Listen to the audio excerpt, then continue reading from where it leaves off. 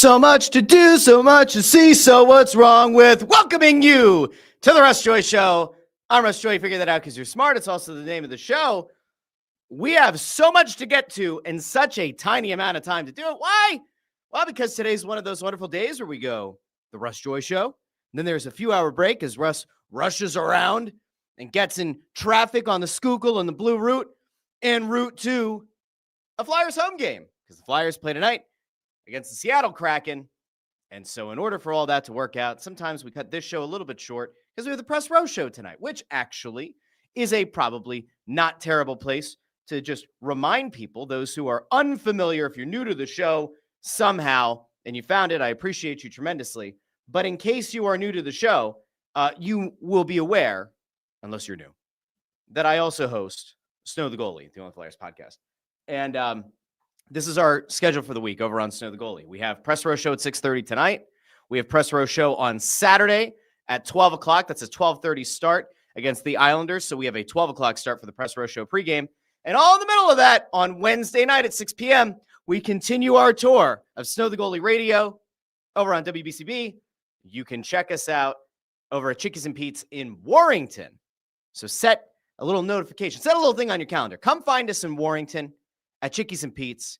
Let's talk some puck on Wednesday. But again, if you're a Flyers fan, what better place to go than here on the Russ Joy Show, there on Snow the Goalie, all part of Joy Media. Hello. Thank you so much for finding this show. Now, we will get to the Flyers a little bit later on because it appears as though there's been a wee bit of a development and one that I am very excited about.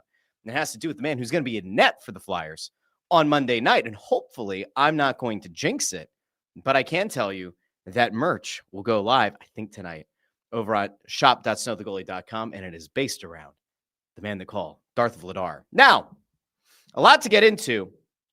Obviously, the number one story in town today is the Wall Street Journal report about Kawhi Leonard. No, it's not that. Okay. By the way, we talked about the Kawhi Leonard thing a while ago, right? The initial stages, I think it was like 2 or 3 episodes into Pablo Torre finds out into that investigation. Wall Street Journal put out their own report today, claiming that a high-ranking executive apparently had said that it meant a lot. It was very important to the Clippers that they get the $48 million deal done with Aspiration. Aspiration executive apparently said that about the Clippers. So that's like, ooh, is that a smoking gun? But a lot of it just feels really weird. And Pablo Torre, who's been kind of like popping the top off this whole thing for weeks now, didn't get a mention until very far down in the story.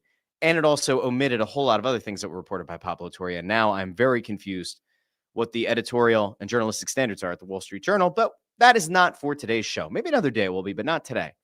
Of course, we have to get to the number one topic in town, which is the Philadelphia Eagles. Because I don't know if you knew this or not, but the Philadelphia Eagles won a game this weekend. They broke a 2-game losing streak that included a piss-poor, anemic offensive performance against the New York Giants on Thursday Night Football. The Eagles got everything kind of figured out. Kind of, sort of, not really. But we did learn that at least against the Minnesota Vikings, throwing the ball can actually work for your team, your town, your Philadelphia Eagles. And it seems like in the aftermath of that game, there are some people who are a little bit positive now about young Jalen Hurts, who they were ready to crucify a week ago. Some were ready to jettison into the sun a week ago, 10 days ago, 11 days ago now. I'm not positive. I can't really hear a lot of the haters this afternoon. It's morning in Hawaii, I think. We'll call it morning.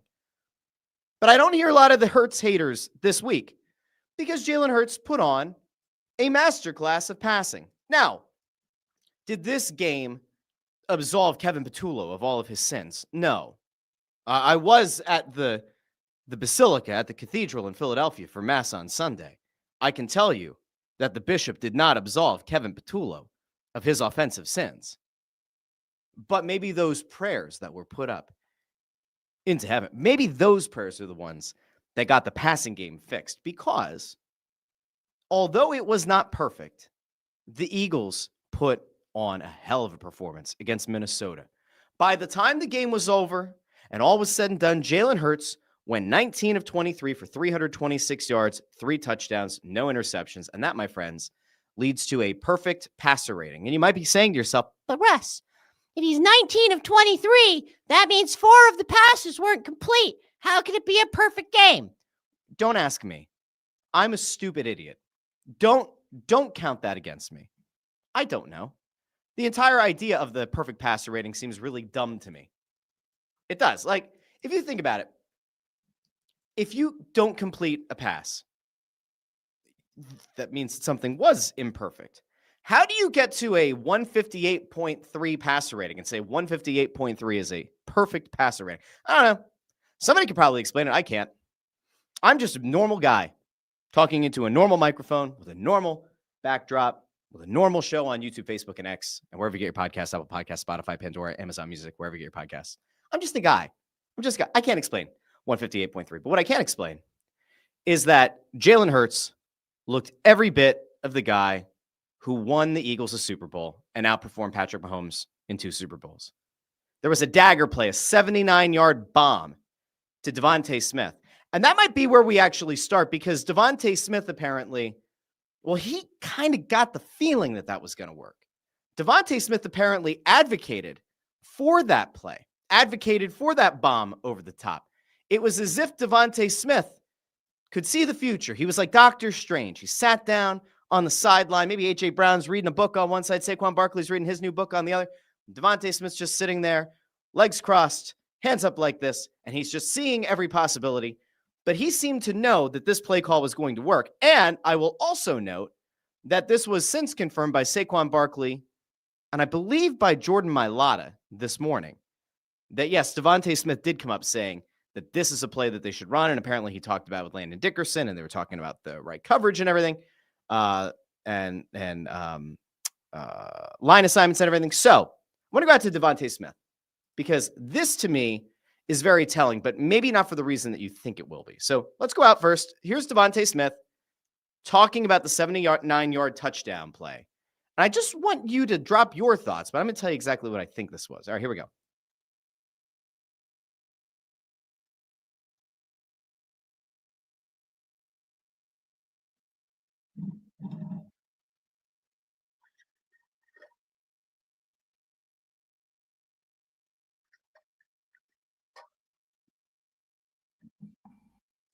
So just simply put, whenever they were in that specific setup, that specific alignment, that specific formation, Devontae noticed where Isaiah Rodgers went, former teammate Isaiah Rodgers, who a lot of people have kind of lamented not being here anymore. And I think even after Devontae burned him, I think we'd probably still take Isaiah Rodgers back here. But Devontae Smith notes that anytime we were in this formation, safety moved, and he kind of knew that there was a chance that a big play could come to fruition. Now, does that speak to the predictability of the Eagles offense? It might. It could. We talked about this last week, that Brian Baldinger kind of did the breakdown of third down play calls. And there were 4 instances against, I think it was the Giants, where you saw mirrored receiver routes on 4 third down play calls in the same game. So there is still a predictability here to this offense. And Devontae Smith is the one who ultimately called for this. Now, he can't go into the huddle and say, hey, Jalen, we're going to run that play. Bitch. No. But he said, this is the play. Mailata talked about it. Apparently Dickerson talked about it. It was brought up, and they decided to run it. And it worked. And so Devontae Smith has a hell of a game. 9 receptions, 183 yards, and a touchdown. And then the other guy that we're typically used to kind of hearing from or about in the aftermath of games, A.J. Brown, has a gigantic third down catch. And it was 3rd and 13 in the 4th quarter. Hurts rolls out, pocket totally collapses. He's about to run himself almost out of bounds. He throws across his body to A.J. Brown for a massive first down. And ultimately, the play that ices the game is a deep play down the left sideline to A.J. Brown, who eventually gets down, and they're able to run out the clock. Minnesota doesn't even have the opportunity to run a play. Oh, and by the way, A.J. Brown had the first touchdown of the game. So kind of a big deal. Kind of, sort of a big deal. And now I'm seeing that nobody saw the... Oh, hold on. This is my fault. I messed up. Maybe I messed up. Could this have been me? Maybe it was. Let's go back. Sorry. Here's Devontae. Real quick. I'm sitting here just like talking about it. standing here really talking about this Devontae clip. Let's just see. Maybe I was an idiot and it's possible. Would this be the first time I've been an idiot? You should be able to see that now. I'm pretty sure. I'm pretty sure I didn't hit to put it on the screen before, so that's kind of my fault. It's it's my fault. All right, again, here's Devontae. Play run at all on that play action? Yeah, anytime we were in that formation, they were bringing the safety all the way down in the box, putting the other safety on the edge. So there it is, safeties. Anytime they ran the formation, safety came down into the box, the other safety went out to the edge. Every single time they were in that formation. Again, predictability of the offense, we report, you decide. So Isaiah was kind of put in a crunch there. Yeah, it's a tough situation for him. They're playing a certain coverage, and he has a certain responsibility. We're attacking. So there it is. I was talking about it as if you guys saw it, and then this is my fault. I'm gonna take the L for that one. That's my fault. I'm gonna do better. I'm gonna work better. I'm gonna work harder. I'm gonna do this right. Amadeo was not absolved. He says, "Glad I'm not the only one that fucked up this week." Oh no. No, Amadeo's was much worse. Amadeo over on the Snow the Goalie channel put out Press Row Show post game, and he put Flyers win against the Wild 5-2 in overtime. Now, you don't even have to be a big hockey fan to know that it's sudden death. You can't win 5-2 in overtime. And so most of the comments on the post-game show over on Snow the Goalie were, might want to check that score, sport. And I don't think they even realize this video guy. Don't come after me. I'm just a guy with a big forehead. That's just me. Don't come after me. Amadeo's fault. Anyway, Ford is right here too. Says, good on Devontae for noticing this. Did the coaches notice too, or did Devontae have to tell them? It sounds like Devontae had to tell them. That's what's crazy. That's where, even though I would walk away from that and go, yo, good on Devontae for seeing that. Good on Devontae for figuring out a play call that's going to work. And I do. I think it's great that players are locked in and they're noticing these things. Yo, Kevin Petullo, what the fuck are you up to? Nick Sirianni, fuck are you up to? Why does Devontae Smith have to be the one to figure out the play that's going to work? Why does Devontae Smith have to be the guy to figure out the dagger play? Why does Devontae Smith have to be the one sitting on the sideline to recognize that the coverage is the same every time they're in the same formation? Why is Devontae Smith the one that Saquon Barkley has to confirm and Jordan Mailata has to confirm? Yeah, he was the one who brought it up. Why isn't it the offensive coordinator? Why isn't it the head coach? What are we doing? Nick, what are you doing? Kevin, what are you doing? I don't even know if I blame Sirianni, right? He's not supposed to be a play caller. He's supposed to be the CEO, right? Not the Mercedes Monet CEO, but he's supposed to be the CEO coach who's jumping around to the different player groups, who's jumping around to the offensive, the defensive, special teams, and kind of lets his coordinators do their thing. But like, Kevin Petullo, what are you doing? Because it's already pretty widely known that Kevin Petullo hasn't been able to figure out a way through multiple weeks this season to get dynamic receivers like Devontae Smith and A.J. Brown consistently in places to succeed, positions to succeed. Go back to Andy Reid. I got to do a better job getting these guys in a position to succeed. I don't know what we're doing. Kevin Petullo, what are you doing? Come on, man. Jim Cochran says, come on, that kind of stuff happens all the time. Players take a role in telling the coaches what they're seeing. Good on the coaches for listening. Yes. Here's the thing, though. There's maybe a little bit more of that, right? Let's just say when you're younger, maybe even going into high school, maybe even going into college. What do professional coaching staffs have that a youth league team doesn't have, that a high school team doesn't have, that even some college programs don't have? They have an entire box full of human beings who are watching the play from the bird's eye view, practically, right? They're sitting up nice and high. They're analyzing. They're sending it down to tablets. And then there are position coaches and there are video techs who are running around with tablets the entire time, showing what they are seeing and then showing that to the players. And then maybe the player confirms what the coaches see, or maybe the coaches say to the players, hey, are you seeing this? If so, this would. But again, this isn't like Devontae Smith saying, yeah, I saw this and I went over to Kevin and Kevin was like, I don't know if I want to call that. It's a risky play. No, he apparently is the one who finds it, which again, great. But to, the answer in the question, like, yeah, I want the players to come back with their on the field view and their interpretation of what they're seeing. And then maybe that all those video coaches, right? And all those coaches who are watching from the box, maybe they're able to confirm what the players are seeing on the field. But you can't always take what the players are seeing as gospel because sometimes they're wrong. Anyway, we can look at that and say that's a great moment.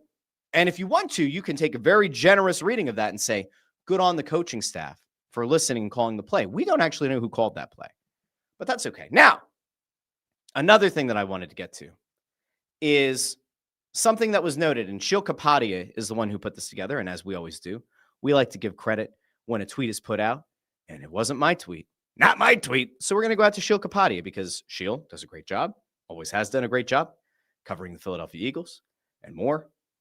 Let's go over here to Shil really quick because on that 79-yard touchdown to Devontae Smith, Jalen Hurts' 79-yard touchdown to Devontae Smith came on under center play action. According to True Media Sports, the Eagles had 0 passing yards on under center play action in the first 6 weeks of the season.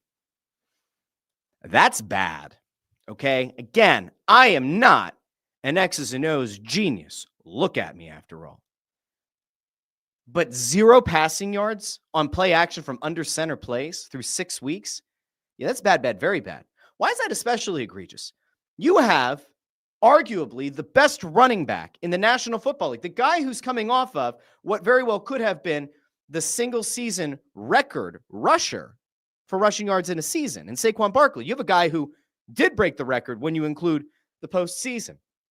You have a guy who's highly regarded as one of, if not the best running backs in the league. And yet the Eagles almost never run the ball or run play action from under center plays. It seemed as a lot of shotgun. And again, it comes back to the predictability of the offense. Cam Jurgens got hurt in this game. And this is like one of those interesting little tidbits, right? So Cam Jurgens comes out of the game and you say to yourself, all right, the Eagles have already had some issues where they've had injuries on the offensive line. We know that Landon Dickerson's had a bunch of injuries. We have seen Lane Johnson exit games at points. Brett Toth comes in, right? He comes in at center for Cam Jurgens when Jurgens gets hurt. And all of a sudden, the play calling changes. And you see Brent Toth snapping the ball to Jalen Hurts from under center because apparently Brett Toth isn't comfortable or as comfortable with shotgun snaps.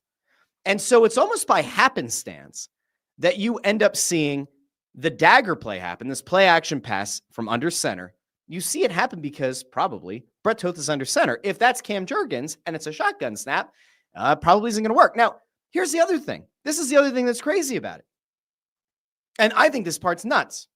So if you take into account that the Eagles haven't really established any reason for you to believe in play action under center, well, that means every time that they do line up under center, chances are it's going to be a run to Saquon Barkley. And even if a lot of it's from shotgun, you're going to just see a lot of shotgun rushing attempts from Saquon Barkley.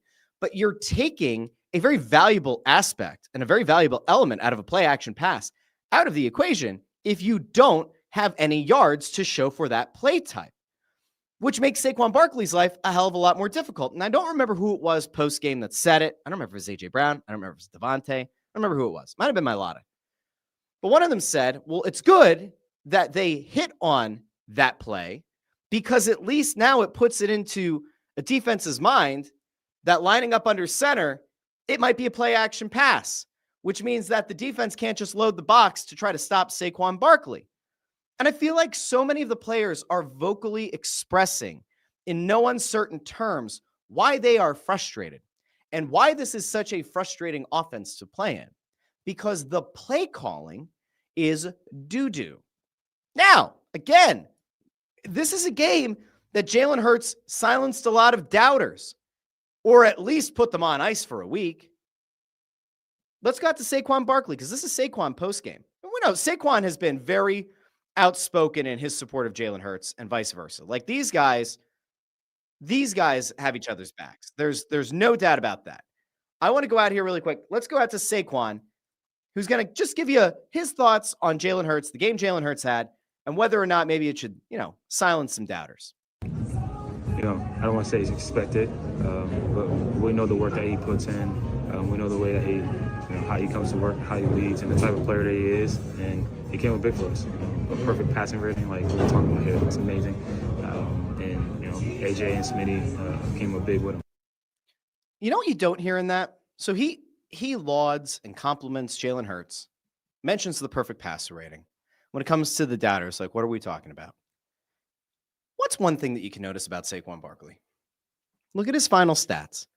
18 carries for 44 yards. That's an average of 2.4 yards per rush. No touchdowns. Again, 18 carries, 44 yards. He had one reception on the day. It lost 2 yards. You know what Saquon Barkley's not doing? He's not bitching. He's not complaining.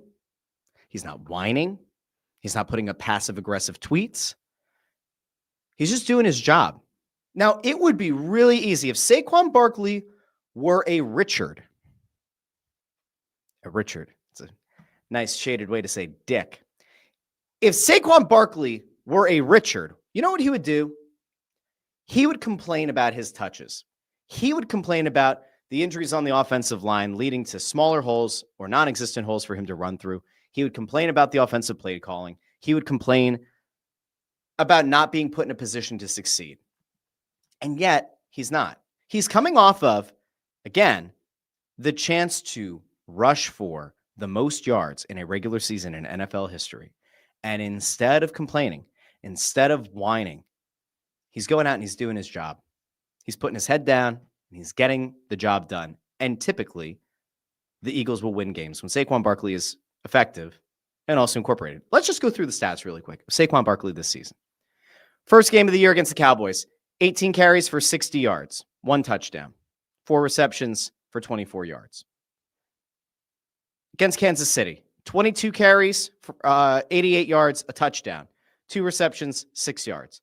Against the Rams, 18 carries, 46 yards, no touchdowns, 4 receptions for 9 yards. Tampa Bay, 19 carries, 43 yards, a touchdown, 4 receptions for 31 yards. In the loss against Denver, this is the inexplicable game. 6 carries, only 6 carries for 30 yards, no touchdowns. 3 receptions for 58 yards and a touchdown. Loss against the Giants on Thursday Night Football, the one that made everybody lose their damn minds. 12 carries for 58 yards, no touchdowns on the ground. 2 receptions for 9 yards, no touchdowns. And then you have it again. 18 carries, 44 yards, not a massive game. 1 reception, lost 2 yards. Saquon Barkley has probably built up enough gravitas with this team, with this fan base, enough equity with this fan base, that if he wanted to be outspoken, people wouldn't throw him under the bus and back over him and then run him over again and then back over him again. But he's not complaining. He's just getting the job done because I think Saquon Barkley is built like Jalen Hurts, and that is to say, whatever it takes to win. Now, Saquon Barkley does have the difference in all of this, that Saquon Barkley, if he continues to even be a very good running back the rest of his career, he'll be a Hall of Famer. He now has a Super Bowl to show for it. I think Saquon Barkley very much is headed to the Hall of Fame, could be headed to the Hall of Fame. If A.J. Brown were being used the way that he was in the first 6 weeks of the season or the first 4 weeks of the season, and he's not racking up the yards, he's not racking up the receptions, he's not racking up the touchdowns, but he wins the Super Bowl, is A.J. Brown a Hall of Fame receiver? Maybe not.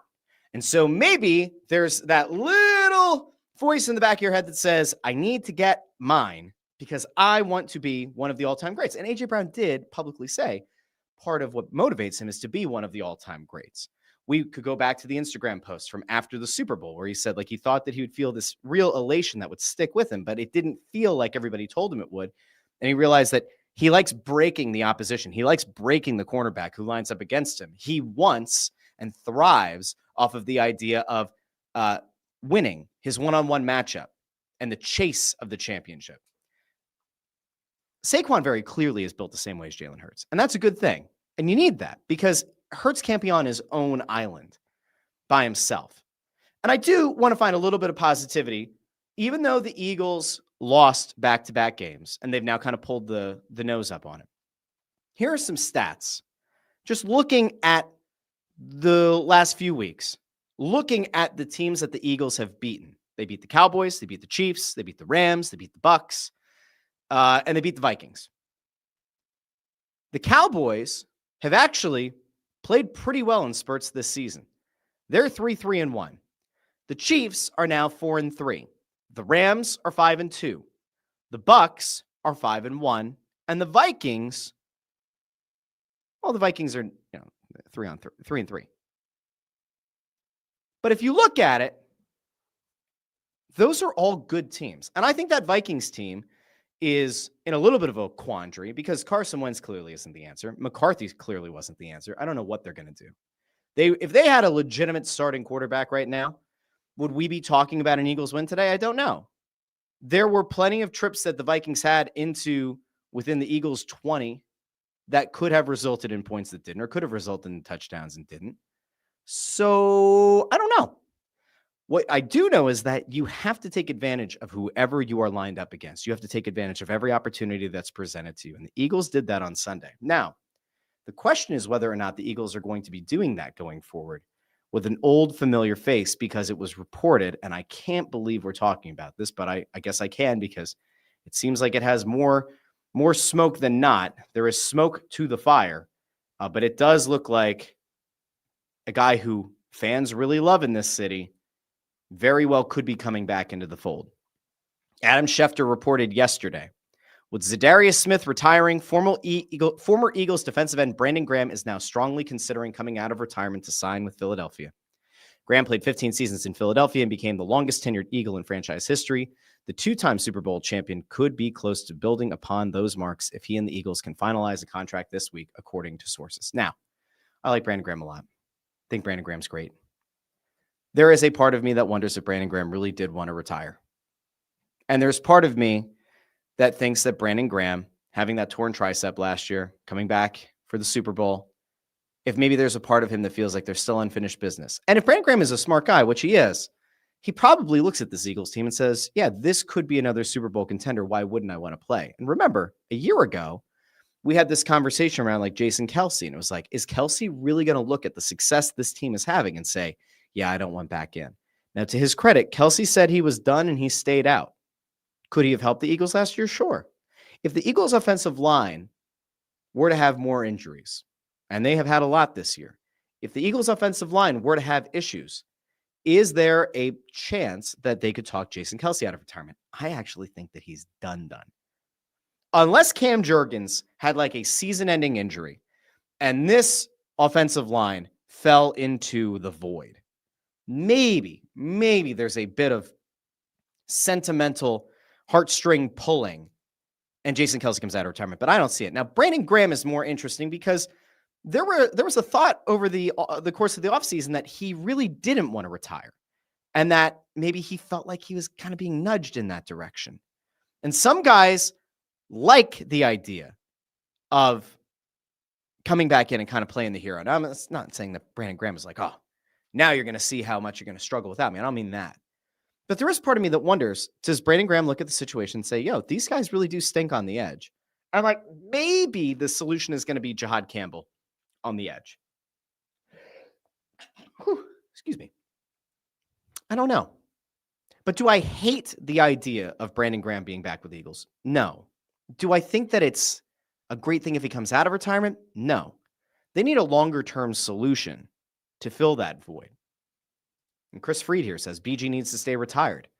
It will not go well if he tries to come back here. I think it would be okay.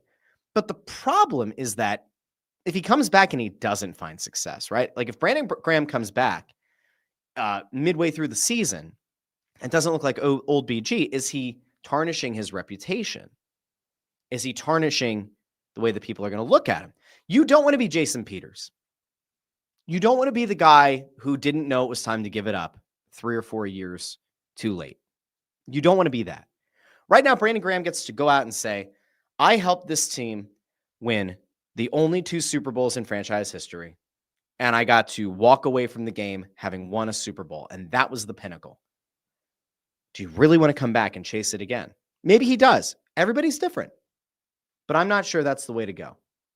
Not positive. All right. I want to get to one other thing before we head out, because I told you it's going to be a shorter show today because I got to get down there for Press Row Show. We got some big news. I mean, like massive news. And I know that not everybody thinks it's massive news, but I think it's massive news. Dan Vladar is going to be starting in net tonight for the Philadelphia Flyers. And the reason that is a development is because he has been a revelation for this team. Dan Vladar has been absolutely everything the Flyers have needed in net. He's a guy that when he was brought in was viewed widely as being a backup netminder and not a guy that was going to be able to handle the load. And maybe wasn't even supposed to be a guy to kind of handle that load. That's part of the problem too. But Sam Harrison hasn't done a damn thing to establish himself as the number one starter on this team. And so Vladar will be in net, and it's the first time that we have seen any goalie do anything other than go 50-50 splits, right? So they've alternated starts back and forth this entire time. And tonight, Vladar is going to be in net. So it's the first time that a starter has gone back-to-back in games. So he started on Saturday. He held Minnesota to a single goal after having two really strong performances against the two-time defending Stanley Cup champion Florida Panthers. And I think he earned tonight's start. Let's go out really quickly to Rick Tocchet, because Tocchet obviously is the one who had to make the call. And there was a question. There were a couple of questions around it. We'll probably catch the end of a Charlie O'Connor question here, just about what set himself apart, Vladar, and earned him the back-to-back start. Let's go out to Rick Tocchet. Head coach Rick Tocchet, what do you got to say about Dan Vladar? Maybe him taking more of the load and it not being strictly 50-50 distribution. Well, I mean, with the sixth game, so we've rotated. Like I said, he's played well, so he deserves to go in the net. I mean, I don't know to read into. I'm not sure to read into. He's played well. Why not? If it could be flip-flop the other way. You know what I mean? I know what you're saying though, but yeah. So you don't have Tocchet.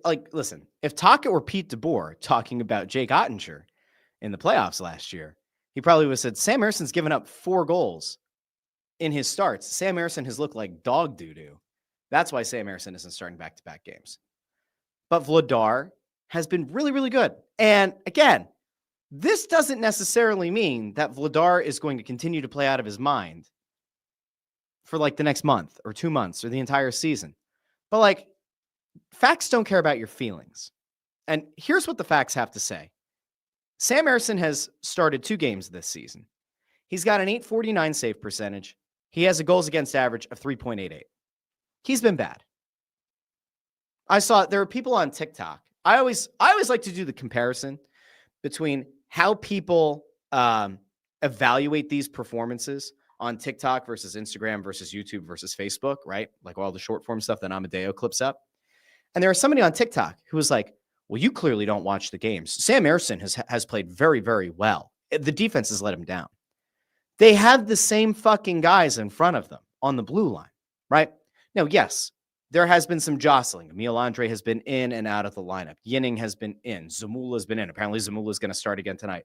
God help us all. There isn't some unbelievable blue line that's been installed in front of Dan Vladar in his starts, and then they go out and put a bunch of beer leaguers on the ice in front of Sam Harrison. It's not the case. And yes, there were some injuries to the Panthers. And so it might not be fair to say, oh, yes, Vladar was able to take down the fully healthy Florida Panthers. But Vladar's had a really good season. So I said, save percentage, pretty dreadful, right, with Harrison. So far this season, Dan Vladar, 2-1-0 in 3 starts, including 2 against Florida, and the win over the weekend against the Wild. .934 save percentage, 1.65 goals against. .934 save percentage, 1.65 goals against.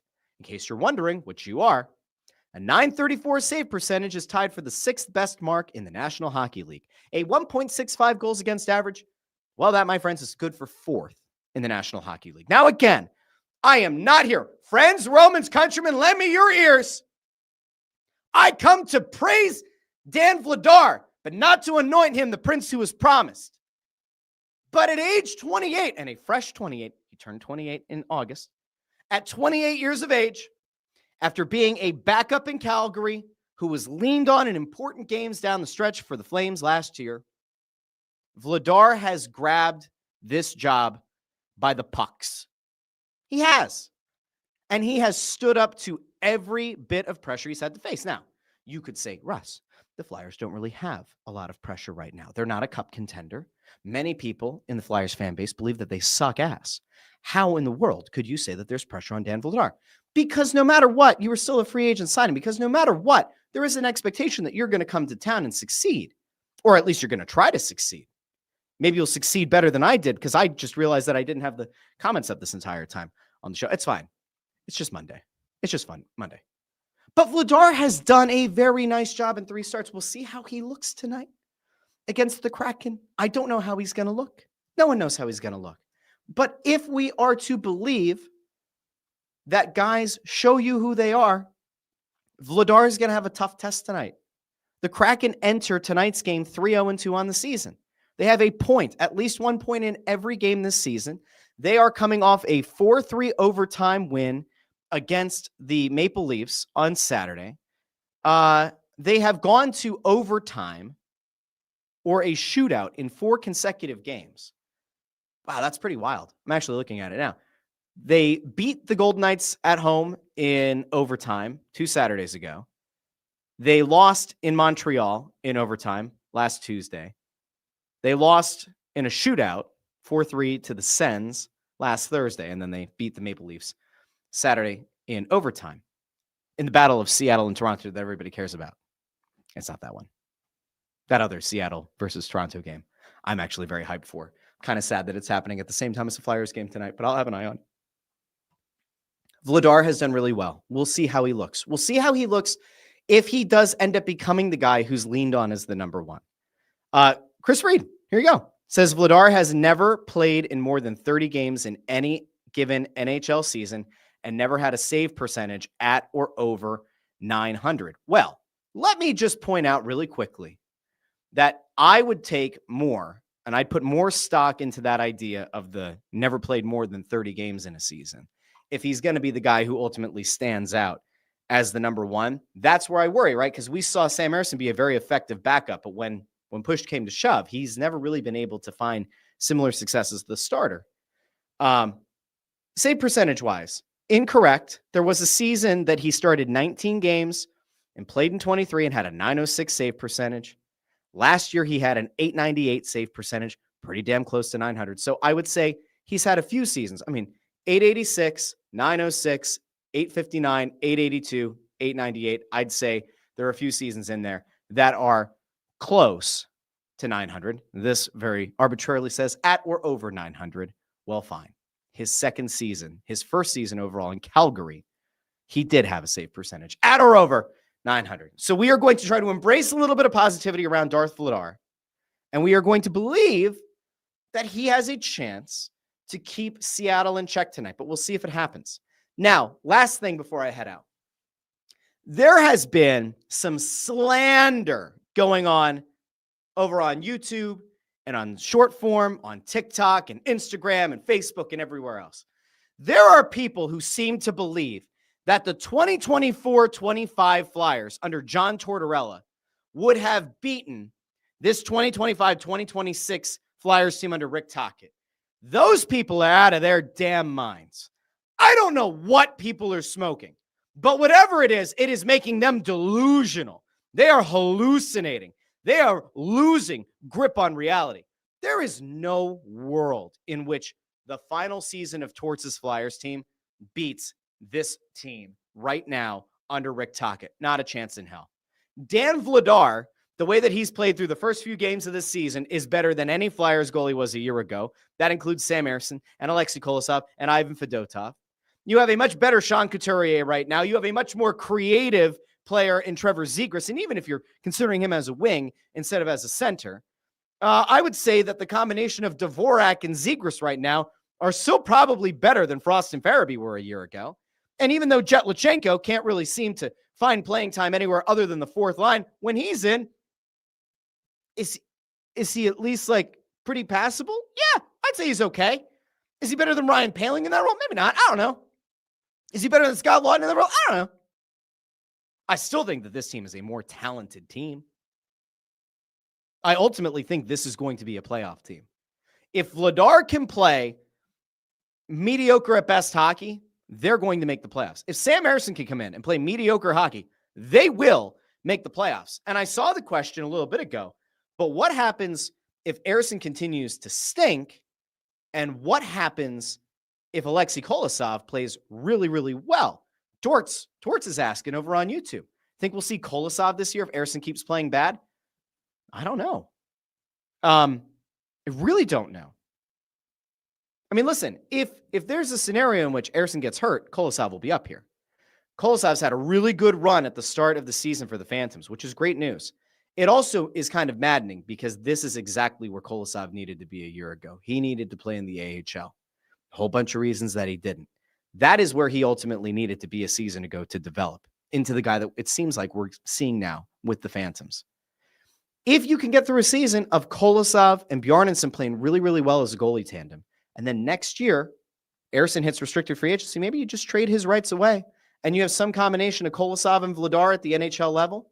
And then maybe you have Bjarnason take the lead down in Lehigh Valley, or maybe Zavragan comes over, or maybe Zavragan's 2 years away. The Flyers actually do look like they have a better overall goalie situation. And it is very, very early. We have to take all of this with a very big grain of salt. But like things feel a little bit better this year. Things feel a little bit less chaotic. Maybe it's because they don't have 3 goalies trying to jockey for time at the NHL level. I don't know. Could be that. K-Dub 1323 says, not sure I trust Vladar, but I know that I definitely do not trust Ersson. I think that's probably fair. Now, look, there are a lot of other comments I wanted to get to. This is partially on me. I just have all these other responsibilities, including tonight. Don't forget, we've got the Press Row Show tonight. We have the Press Row Show on Thursday. Tonight, 6:30. Saturday, 12 o'clock, both at the Xfinity Mobile Arena. All the way up in the balcony level, you go through the glass doors at section 121. Tell them you're going all the way up to the balcony, and you'll see our setup. It's the organist, Mike, and then it's us.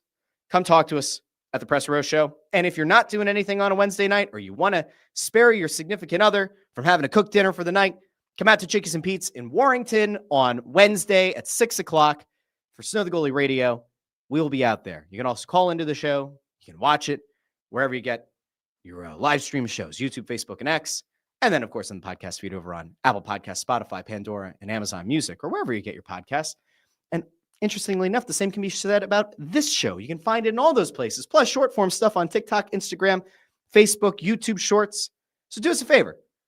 Like the videos that you see, share the videos that you see, subscribe, or maybe even follow those accounts across all social media platforms, wherever you get your podcasts, and especially YouTube.